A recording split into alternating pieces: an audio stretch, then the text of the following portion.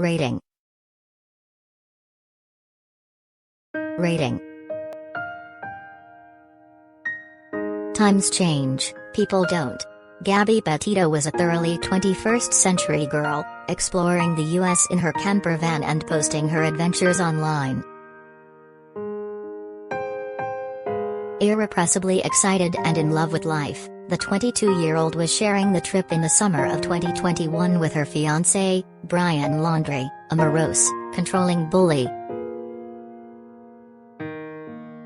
Laundrie was the kind of creep who would sit in the background of his girlfriend's selfies, doing yoga with a sardonic scowl. When he returned alone to his parents' house, refusing to say what had happened, a national campaign to find Gabby dominated headlines.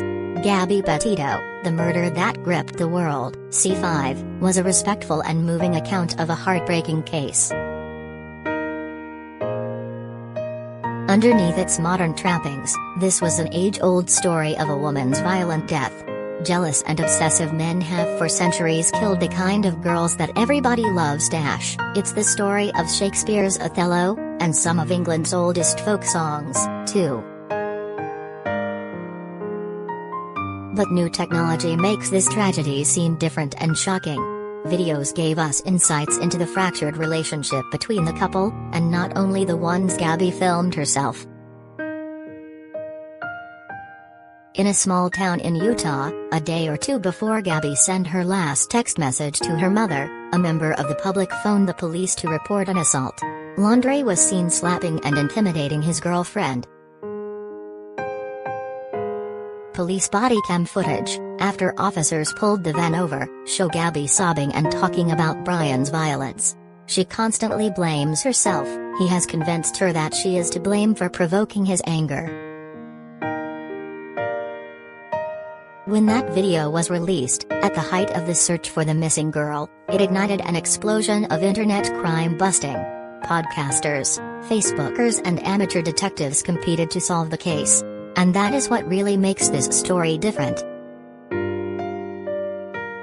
One self-styled social media sleuth, Riley Lively, of Portland, Oregon, worked out where the body might be, by sharing maps of Gabby's hikes with her 200,000 followers. Online Sherlocks helped to locate the abandoned van after scouring dashcam footage from another couple's road trip. Gabby's parents choked up repeatedly as they described how her grave was discovered. Laundrie's remains were found weeks later. He had shot himself in the head. This 90-minute film didn't need to spin out the sad details, and it warned us of the bitter ending from the start. Frances Shay's awful story was not so different to Gabby's. She took an overdose to escape her possessive and brutal husband, Reggie Gray. Secrets of the Craze, ITV, told how Frances, naive, vulnerable and powerless to fight back, was subjected to a life of humiliation. She was left alone and frightened in the East End apartment she shared with Reggie, while the men had drug-fueled gay sex parties in Ronnie's flat upstairs. The great difference with Gabby's life was that no video existed of Frances, and very few photographs. We saw the wedding photos, shot by David Bailey, where she sat between the twins looking like a deer trapped by two hunters. Despite their self-proclaimed celebrity status in the 1960s, footage of the Craze themselves was scarce. With comparatively little real-life, everyday film of even famous people surviving from before the internet era, in contrast to the abundance of videos today, future generations will struggle to imagine ordinary life in the 20th century.